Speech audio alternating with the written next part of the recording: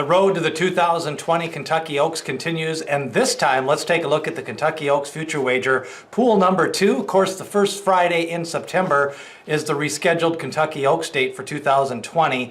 I thought rather than running down all of the contenders, we do have a preview video up for the Derby Future Wager Pool 6.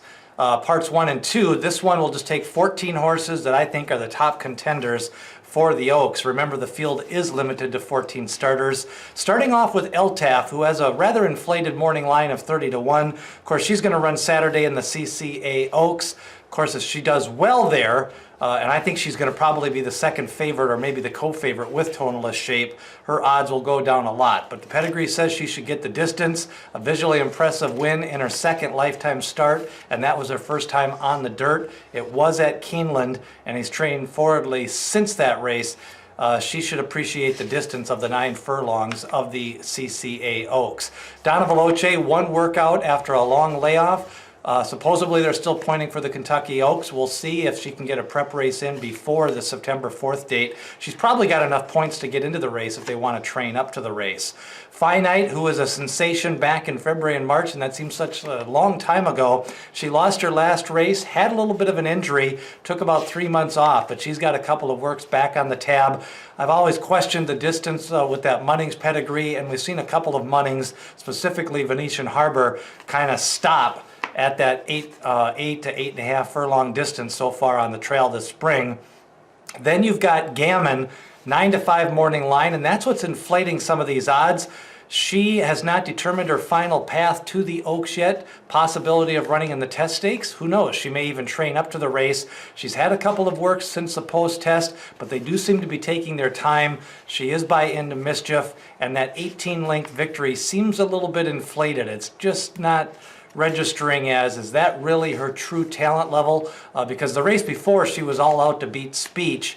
Maybe not all out, but she had a little bit of a tussle, and she does seem to be a on the engine, need the lead type, and kind of hard to gauge that 18-length victory.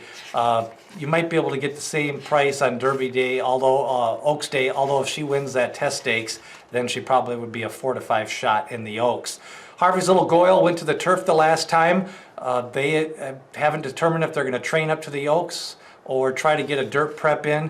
Right now they're leaning towards the Alabama and then possibly the Oaks, but that would be a quick turnaround, and the Alabama's 1.25 miles, and she'd have to turn back and cut back to that 1.125 mile Oaks, which usually trainers do not want to do that. Paris Lights going to be a strong contender on Saturday in the CCA Oaks.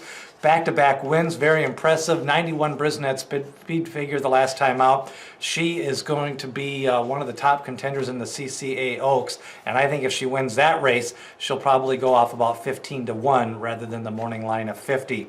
Pleasant Orb is 50 to 1 after the 18-length loss to Gammon. Again, I think she's probably a little bit better than that. Probably more about 25 to 30 to 1 in pool number 2 here. She Dares the Devil, 3 straight wins, back-to-back wins after a tough second. She also has the Honeybee victory. 25 to 1 seems like a fair price, and she seems to be getting good at the right time. Sire is Daredevil, same sire as Swiss Skydiver, and she did run a strong race in the Honeybee, I think 1.16 miles, 1.1 miles, and getting good at the right time. She Dares the Devil could be a strong contender. Speech, big win in the Ashland Stakes, a grade 1. She'd been knocking at the door against Donna Veloce and Gammon and some of the other top contenders in this crop. I think she's probably going to get bet down a little bit after that big victory last week. 8 to 1 morning line. Spice is Nice got back on the beam with a victory in an allowance race at Belmont. I like the fact that she beat Say Ma in that race. Spice is Nice was highly regarded in the wintertime. The extra time to get to the Oaks may benefit Spice is Nice. Swiss Skydiver, 3 to 1 second favorite. I'm not so sure she's going to be the second favorite when the pools close on Sunday. We'll see what her and Gammon do in the odds here. Good race against the boys in the Bluegrass. Right now they're leaning to the Oaks, but I think if either Tiz the Law or Honor AP were to get injured, they may consider that Kentucky Derby, and she's got the points. Tonalist Shape runs Saturday in the CCA Oaks. Again, Altaf, Paris Lights, and Tonalist Shape, whichever wins that will probably go off the lowest of the 3. But she seems to be training well again and may be a strong contender. And Venetian Harbor finished second to Speech in the Keeneland race and the Ashland. They're still pointing to the Oaks. They may run in the test stakes or they may train up. Again, I think they're going to kind of wait and see what Gammon does and how Gammon works out to kind of see if they need to even run. I think I wouldn't mind them just training up to the race. She's got speed. She's one of the top 5 members of this class, and maybe she just hopes for some attrition in the ranks to maybe get in the top 3 of the Oaks. That's a look at the Kentucky Oaks Future Wager Pool number 2. Place your bets. Remember, hit subscribe and ring that bell for notifications as we read you up to the 2020 Kentucky Oaks.